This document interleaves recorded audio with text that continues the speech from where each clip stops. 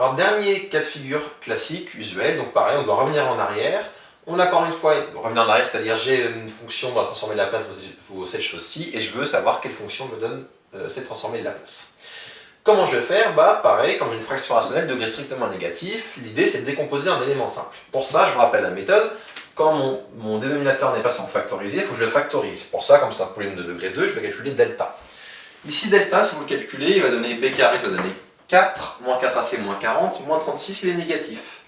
Ce qui fait que ça, en fait, c'est déjà un élément simple. Ça va peut-être vous rappeler des souvenirs. Quand c'est déjà un élément simple, ce qu'il va falloir que je fasse, c'est que je réécrive ça sous la forme, mon dénominateur sous forme canonique.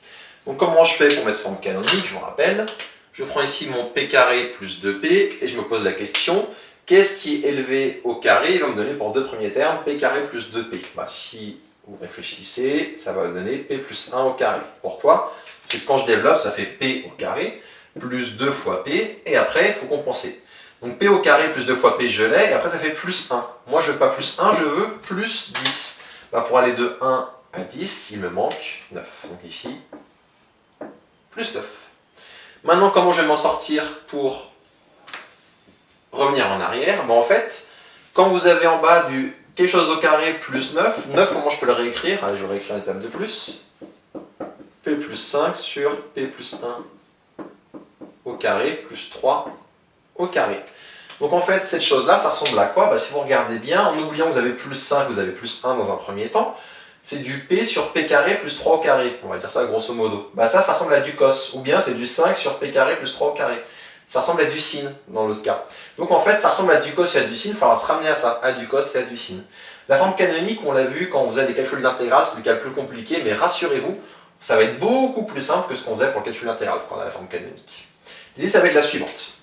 En fait, là, je vais l'écrire ici, je vais réécrire les formules. Transformer de la place du cosinus t en p, c'est p sur p carré plus oméga carré. Et celle du sinus,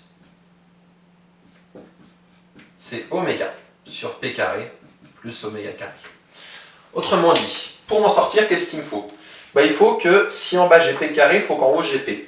Donc voilà, en bas j'ai pas p carré, j'ai p plus 1 au carré. Du coup, qu'est-ce que je vais dire? Je vais dire que, donc j'écris mon p plus 1 au carré plus 3 au carré. Moi en haut je veux p plus 1, je vais l'écrire. Je vais écrire p plus 1. Et je vais corriger, je vais compenser. Moi en vrai j'ai pas p plus 1, j'ai p plus 5. Comment je passe de p plus 1 à p plus 5? Il faut que je fasse plus 4. Donc je répète.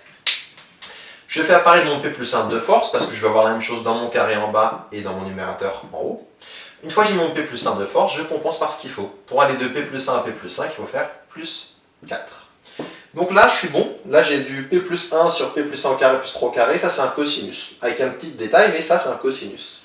Maintenant, il reste à voir lui. Là, pour que j'ai un sinus, quand en bas, j'ai oméga carré, en haut, il me faut oméga. Autrement dit, quand en bas, ici, j'ai 3 au carré, en haut, il me faut également 3. Qu'est-ce que je vais dire? Au lieu de dire que j'ai 4, je vais remplacer par... Alors, je vais faire gagner un peu de place. Je vais mettre le 3 en haut, et comme j'avais pas 3 mais 4, je vais faire fois 4 tiers. 4 tiers fois 3, ça fait bien 4. J'ai mis le 3 qui m'intéressait de force. Et maintenant, en fait, j'ai fini. Donc, f de t égale... Dans un premier temps, j'oublie tous les p plus 1. Tous les p plus 1, je les oublie, je fais comme si c'était des p. Du coup, là, c'est le cos avec oméga qui vaut 3. Donc, ça va me donner du cosinus de 3t à cause de oméga qui vaut 3. Et pourquoi c'est cos? Parce qu'en gros, c'est des p. Plus 4 tiers sinus de 3t, parce que là, pareil, j'ai 3 ici. 4 tiers parce qu'il est devant, et c'est bien oméga sur p au carré plus 3 au carré, donc c'est bien sinus.